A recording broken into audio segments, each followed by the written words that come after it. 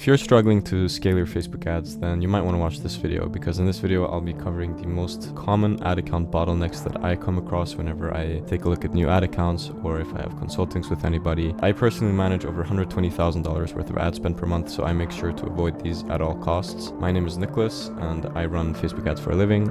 And let's just jump right into the video. The first bottleneck that we're going to go over is that your frequency is probably too high. It obviously depends on the type of ad that you have. If you have a very bottom of funnel ad that's just like, hey, we're having our Halloween sale, for example, then the frequency on it is probably going to shoot up pretty quick, because it's only going to reach those people that are most likely to respond to that ad, if that makes sense. When the same ad hits people too often, it goes from engaging to annoying. You have to imagine it kind of like maybe a song on the radio that you hear all the time, every day. You drive to work and you just hear the same song every day, that the radio just keeps playing the same shit over and over, if it's Taylor Swift or whatever it is. And in the end, you start to become numb to it. If you see the same ad too many times on Facebook and you don't have a lot of like creative variation, you don't have new angles, you don't have new creatives, then people just become numb to it. They don't even acknowledge that it exists because they've seen it so many times. So especially when you start iterating, or not even iterating, you're just duplicating your winner over and over and over and over, and then you're wondering, why is my ad account not scaling? Well, it's because people don't give a shit anymore. They have seen your ad a million times, they're numb to it, and they don't care.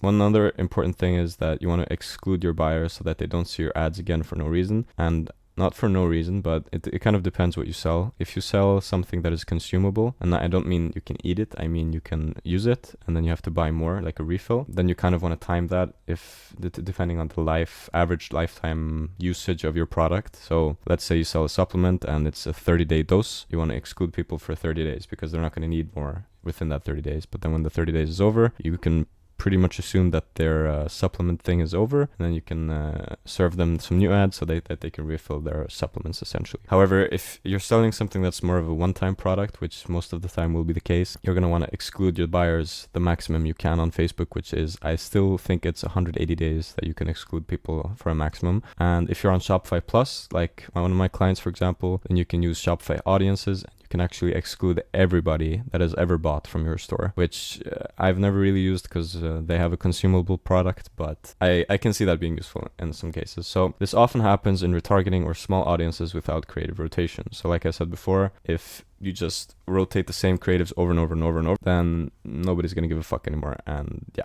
Same with retargeting, because it's just such a small pool of people and it just circulates, and then you're not going to reach new people, and then the same bubble of people are just going to get served the same ad over and over and over, and the frequency shoots in the sky. High frequency is also the equivalent of negative feedback and wasted budget, because Facebook doesn't, again, it depends on the type of ad, but let's say you came up with a banger unaware ad or a problem aware ad that's more top of funnel. It's supposed to reach new people and supposed to bring them into your funnel, and if that jumps up to a 3 or even a 2 frequency, like immediately the first days you're testing it, then that means that Facebook doesn't really see this ad as worthy of being served to a large number of people. It just shows it to that small, maybe let's say 10,000 people, and it just loops. It just shows each of those 10,000 people the ad 3 times essentially. So what can you do about this? You can speak to larger audiences, larger desires, larger problems, etc., and make sure your ad actually speaks to these people in the way they want to be spoken to. This should also already be done in your market research, but make sure that you also do research on how they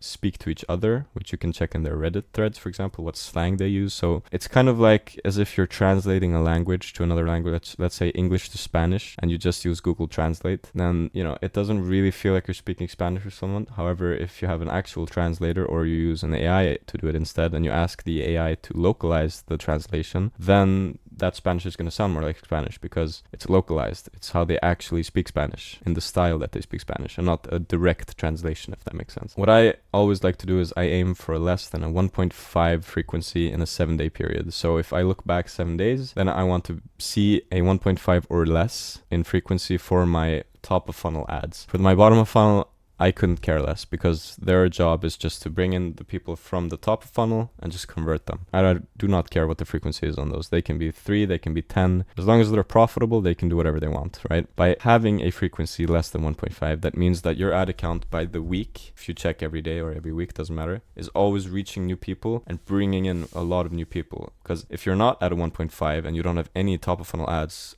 at a 1.5 or less, and they're all like a 2 or 3, you're never really going to be able to scale because you're not reaching new people. You're just reaching the same people over and over again, and your funnel's just going to die, and then your CPA is going to rise, and then you don't know what to do. Like I said, speak to larger audiences, larger desires, larger problems, and etc. So I have an example here. So this was I'm pretty sure this is the last 7 days of the ad that I'm going to show an example of. So as you can see, we spent over $10,000 on this ad. We reached 350,000 people, and we have a frequency of 1.12, which is really, really good. This is, I definitely say, above average. So just in the last 7 days, this top of funnel ad has brought in 350,000 new people, basically new people, into the funnel, which then can also be converted at a later stage. And this is what it looks like all time. And that's why you have to look at the last 7 days, because all time we've spent over $500,000 on this Facebook ad alone, and we've reached over 7 million people. And the total frequency on it is 3 since we started it. And this is like, I think this one launched in the middle of November sometime, right? But this just goes to show, don't look at all time, don't look at 30 days, look at the last 7 days, because these frequencies can always change. And that's what I'm going to show you here as well. Number 2, turning off ads too early. So most people launch ad tests and they eagerly check them by the hour to see how they're doing, which is completely nuts, because to be fair, now with Andromeda, it is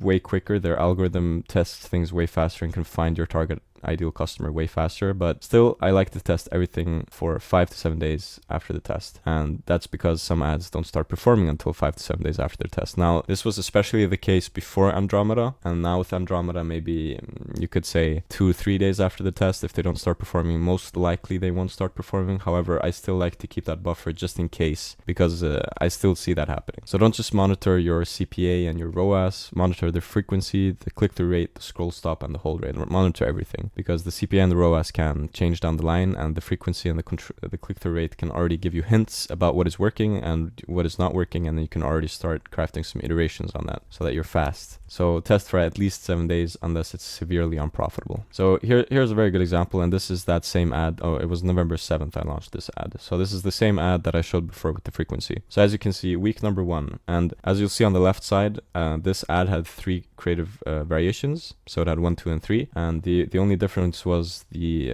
when the video started, essentially when the Facebook ad video started. So one of them was, I think, 53 seconds, one was 40 seconds, and one was like 45 seconds or something. So I had 1, 2, and 3, and the day I launched this, all 3 were active, and as you can see now, only number 1 is active, and we're going to get into that. So week number 1, number 3, as you can see here, took most of the spend, $5,394, and at our target CPA at the time was $30. So this was a very successful test right off the bat, right? Week 1, we spent $6,666, which is a bit scary number, but whatever. If you also take a look at the frequency, 1.33 for the first week, it's kind of getting close to that 1.5 mark. It's still below it, but it's still getting close. And then number 1, it didn't get as much spend. It got maybe 20% of the spend, 15% of the spend, $1,000. And then this one, number 2, didn't get anything. It got a very good CPA, but we're also very interested in which one gets the most spend. So that was week number 1. If I'm back then looking at this, I'm like, okay, so number 3 is the obvious winner, but I still let them run, because in week number 2, number 1 took over spend completely, and it did not change anything. It took over $8,700 of spend. This is when we also increased budget, we scaled a little bit, and it got a $2 less CPA than in the first week. So as you can see, $28 CPA, we spent $8,769, and we got 311 purchases, and this was number 1. So number 3 jumped to the second spot with 10%, like 14% spend,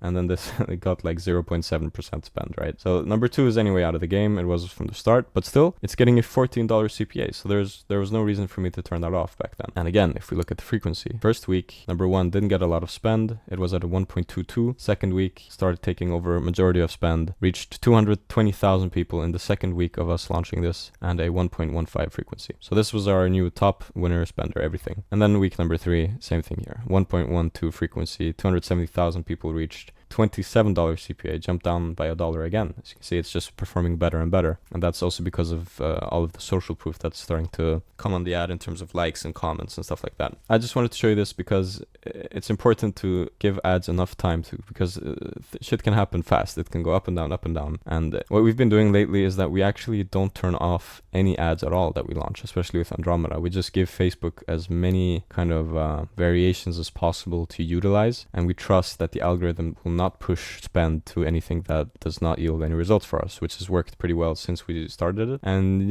Q4 right now is a bit jumpy, so don't worry if you're following everything in this video and your results are still a bit off. Could also be most likely due to the time. At the time of I'm filming this, it's the 18th of October, right before Halloween. People are buying Halloween shit, and we're gonna run some Halloween sales for our clients where we get some more profit. And then after the Halloween sale, all the way up to Black Friday, it's probably gonna be completely dead as usual. Black Friday is gonna be really crazy, and then post Black Friday we do our post Black Friday launches, sales, whatever. Christmas is there, and then after Christmas, it's dead fish again, Q1. That's the way of the game, right? So this is the last kind of screenshot I took of this ad from the launch to today, so November 7th, and then whenever I took the screenshot, I think it was a week ago or two. So we spent a total of over $500,000 on this ad. We reached 7.4 million people, 15,683 purchases on the top spender, a total of 17,500 purchases, and yeah, this ad was amazing, and it still is to this day. But the important thing is when this happened is that I didn't only focus on this ad and let it run. I had to come up with different variations, different iterations, and I had to try and find more top spenders, because whenever this shit also did, when it starts going up in CPA, when it starts reaching 40, 45, 50, you have to have other winners that are already ready to go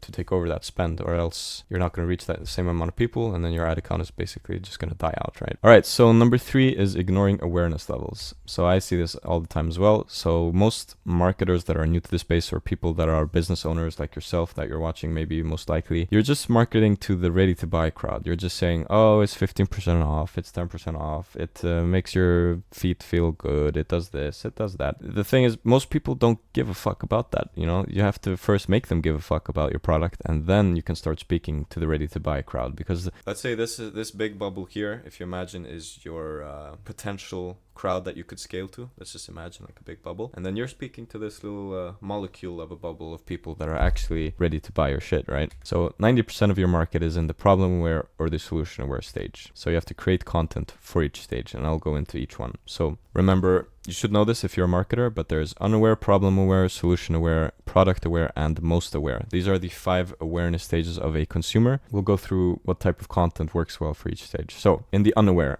big wins and hidden fears work well. So for example, a Lamborghini, if I were to sell a Facebook ad course, which I will never do, but I drive around in my Lambo, I'm like, oh shit, I'm so cool with my Lambo, this is a big win for me, by the way, buy my ad course, right? A lot of people that are not broke but want to be rich, they see Lambo as the big win in life, and then obviously they'll be more inclined to purchase from me or be interested in what it is I'm doing or selling, because they also want to achieve to be in that Lambo, right? And with hidden fears, I guess, is just making people aware of something they were unaware of that could be very bad for them. Now, the problem aware stage, literally just call out the problem, because the consumer is already aware of their problem, but they're not aware that there's a solution to their problem. So you just call out the problem, and then you showcase a unique mechanism. So whatever that may be. Solution aware, you call out the solution or other solutions, and then you kind of, it's all about comparing, right? So how is your product better than another solution? This is where you can also showcase a lot of mechanism, because people are already aware of the solutions out there, but they're not aware of your solution. So why is your solution better? And then you iterate that in terms of, for example, UGC videos or comparison videos or us versus them, stuff like that. Next, we have product aware. You address objections, questions, you show your testimonials, stuff like that. So now they're aware of your product, they know it exists, but they're not really there yet. They're not convinced yet. They don't want to buy it. So address any objections you have, which you can find with market research, mostly in your Facebook comments or also on Reddit. This could be like, it's too expensive, the shipping is slow, or this product does this, but the other product does this better. No, ours is better. Why is it better? Etc. Same with questions. Make sure to answer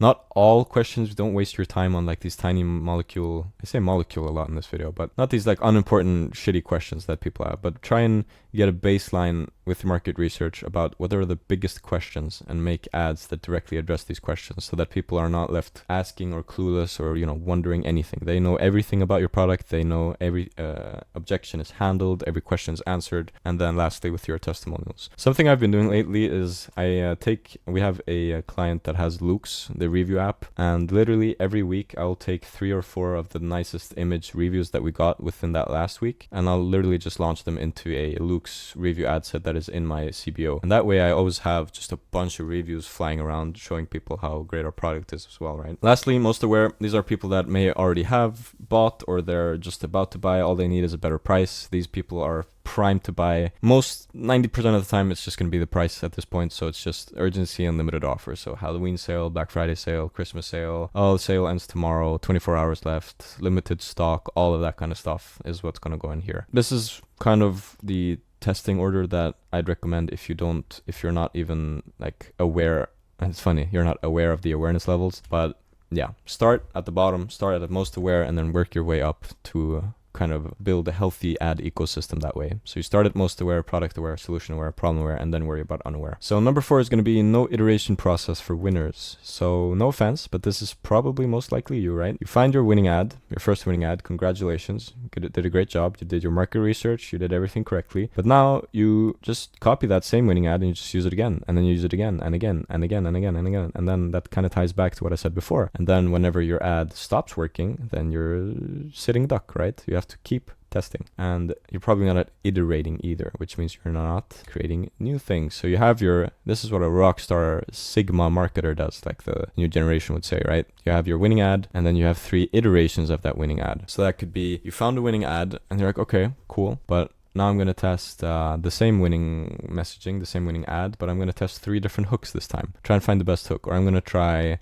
3 different CTAs, 3 different landing pages. I'm going to try 3 different music types, right? Whatever it is. Just as long as you're iterating and always trying to improve it and make it the best it can be. And usually when you find your winning messaging for your market, when you find that biggest bubble, that biggest desire, biggest problem, and you find that winning messaging that speaks to these people, then you're just going to want to double down on that, but still test new things. I think I have this in the next slide. So most people find a winner, call it a day. They don't extract new variations and iterations, and the winning ad burns out. So you missed the chance to scale hard off the winning angle you found. 80% of your tests should be iterations of your winning messaging. 20% of your tests should be entirely new angles. And before we move on to campaign structure, so let's say you launch 5 ad sets a week every Monday. I launch every Monday personally. I recommend that. It's very nice. So 4 of those will be just iterations of my winning messaging. If that is iterations or variations, whatever it is, I'm just doubling down on what's working, right? But I'm still testing 1 ad set every week that is a completely different angle, so that I can still learn about my target audience and if there's anything else that really works well that I can scale off of. That way you're always doubling down on things that work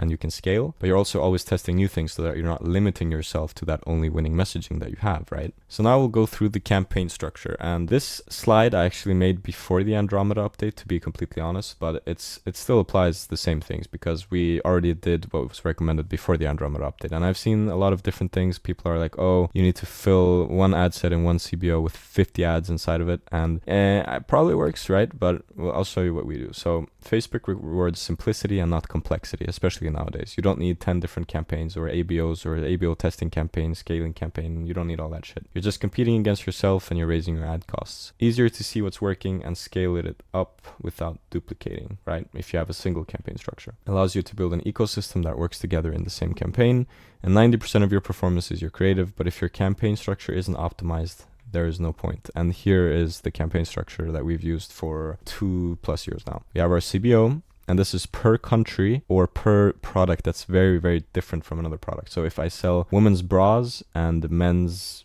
boxers, let's say, I'll have 2 different CBOs for that, obviously. But if it's kind of the same type of product for everything, 1 country, 1 CBO. And in each ad set, I'll have 3 ads. If that's usually 3 different visual variations, like 3 different visual hooks, 3 different hooks, whatever. And each ad set is its own concept. And all of these ad sets live inside of the CBO campaign, which is, especially with Andromeda now, what a lot of people preach. And I think, honestly, it probably doesn't make a difference if you have 1 ad set with 50 ads inside of it or different ad sets with ads inside those ad sets. And for me personally, it's just easier to organize if I have each concept in its own ad set with its own ads inside of it. Because if I have 1 ad set with 50 ads, I feel like I'm just going to get lost and I'm going to lose track of all my concepts, essentially. So I still prefer this, honestly, and I have not really seen any dip in performance necessarily due to Andromeda, but more due to the seasonality that they're dropping it. And I think that's something that probably contributes to a lot of people blaming Andromeda or being like, oh shit, what the fuck do I do now? But it's just the season, bro. It's hard out there right now. It's Q4, it's competitive, CPMs are rising as we creep closer to Black Friday, and Halloween sales around the corner. So get your Halloween creatives out there, and also Black Friday should also also already be done essentially. Alright, so those were the top 5 most common ad account bottlenecks that I've seen, and I hope this video helped you out. I think you should watch my video on the correct campaign structure here, where I go a bit more in depth on that rather than this short segment in this video. And if you want to skip all that trial and error and just have me run your ads for you, then you can book a call with me down below, and we can talk about your business goals, your bottlenecks as well personally, and we can go from there. Don't forget to subscribe, like, comment, all that good stuff, and I'll catch you in the next video. Thank you.